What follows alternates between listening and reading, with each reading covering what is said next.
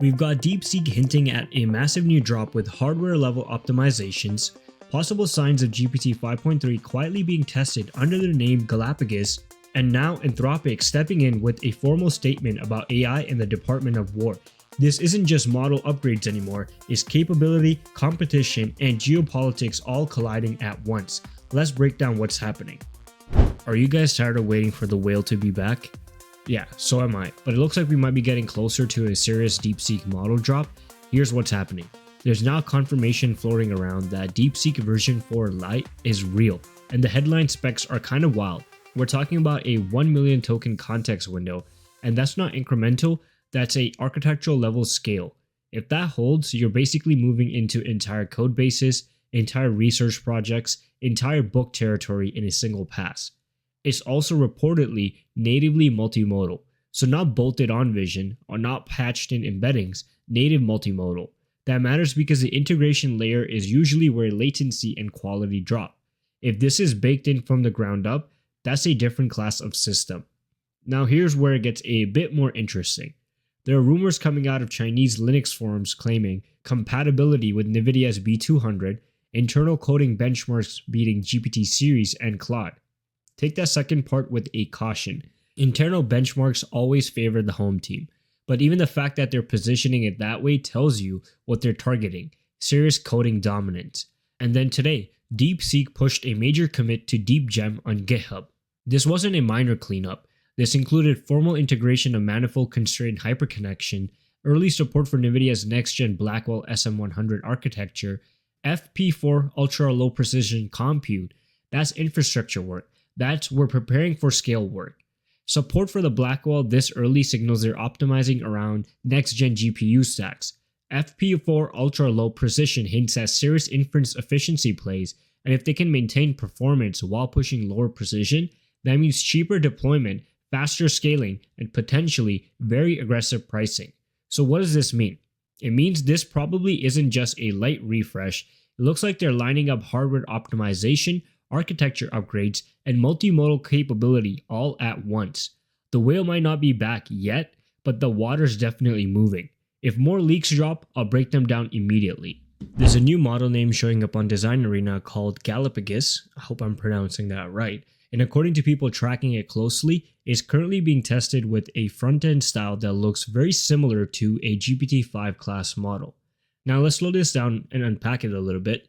First, what is DesignArena? DesignArena is typically where frontier models get quietly evaluated. It's not marketing and it's not a public launch page, it's more of a testing ground. So when a new model name appears there, especially one that's not publicly announced, it usually means internal or pre-release experimentation. The name Galapagos shows up as its own provider. That's already interesting. In the code screenshot floating around, you can see something like ID, Galapagos, provider Galapagos, as well display name Galapagos, and obviously the open source is set at false and private is set at true. So this is clearly not an open model and it's marked private. So it's not active publicly and it doesn't have a visible API model string attached yet. Now here's where it gets more interesting. People noticed that when OpenAI tested GPT 5.2 previously on DesignArena, they used different internal model names.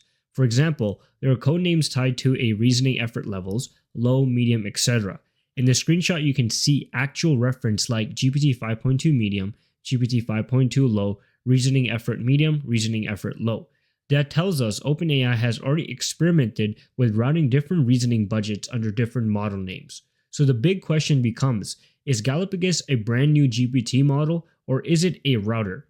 It could be one of two things. Option 1, Galapagos is next-gen GPT build being tested quietly before announcement, maybe the long-awaited GPT 5.3, maybe even something larger, maybe something optimized differently.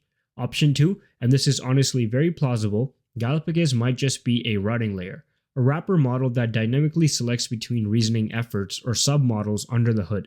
The tweet even mentions that it could be a router to a different reasoning effort, and that would make sense, because if you look at how OpenAI has been evolving its architecture, they're clearly moving toward dynamic compute allocation.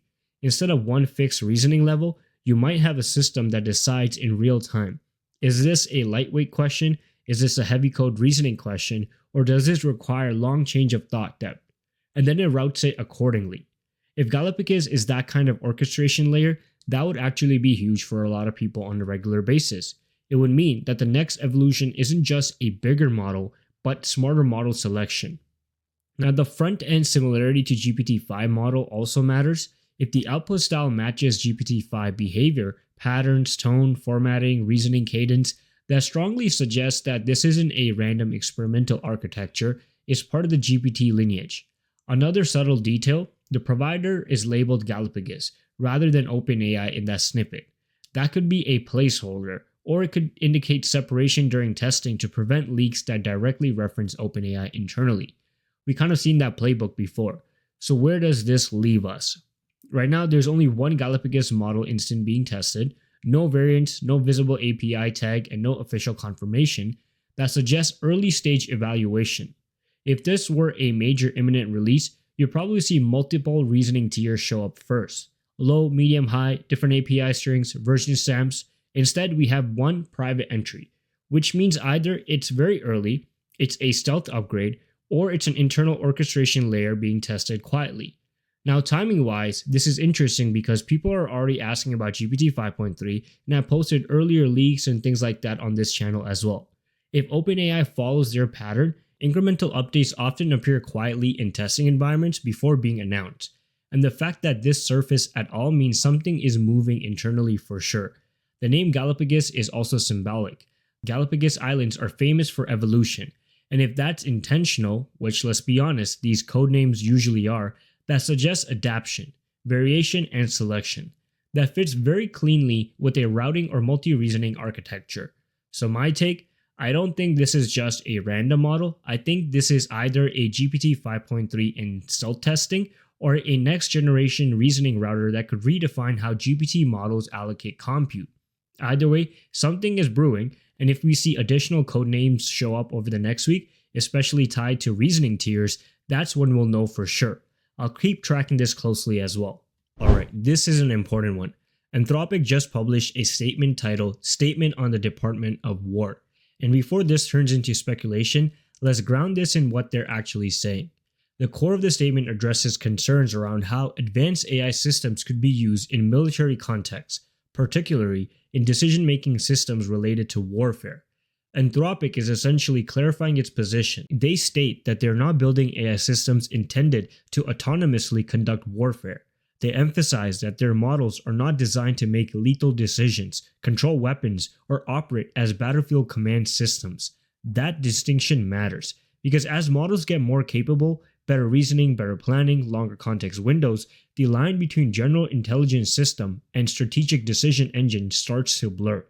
Anthropic is drawing a boundary. They acknowledge that AI will inevitably intersect with national security and defense use cases. That's not avoidable. Governments are major users of advanced technology, but they're positioning their role as focused on safety, guardrails, and responsible deployment, not autonomous warfighting. Another key part of the statement is about governance. They emphasize transparency, oversight, and alignment research. They're reinforcing that frontier models need strict safety evaluations before deployment, especially in high-stake domains like defense. This is consistent with Anthropic's broader brand positioning. They always lean heavily into safety-first narratives, constitutional AI, controlled deployment, eval-heavy rollouts, so this statement fits their long-term strategy of being seen as the cautious, alignment-focused lab. Now zooming out, why release this statement? The AI arms race narrative is getting louder. You have rapid model capability increases, governments actively investing in AI defense initiatives, infrastructure scaling globally, and geopolitical tension around frontier AI models is obviously increasing. In that environment, public positioning matters. Anthropic likely wants to clearly communicate where they stand before assumptions are made about military integration. Importantly, they're not saying AI shouldn't ever intersect with national security. They're saying autonomous lethal use is not what they're building. That nuance is key. So this isn't a dramatic pivot, it's more of a clarification. But it signals something bigger. AI labs are increasingly aware that their systems are powerful enough to raise real geopolitical concerns, and they're starting to publicly define the lines that they won't cross. We'll probably see more statements like these from major labs as capabilities scale further, because as these systems approach higher levels of reasoning and planning, the conversation shifts from productivity tools to infrastructure level power. And at that level, positioning and capabilities and responsible use matters a lot. But that's it for today's video. Make sure to subscribe to the channel, follow us on Twitter, follow the world of AI, and don't forget to subscribe to our newsletter. We post constantly and you don't want to miss this. I'll see you guys in the next one.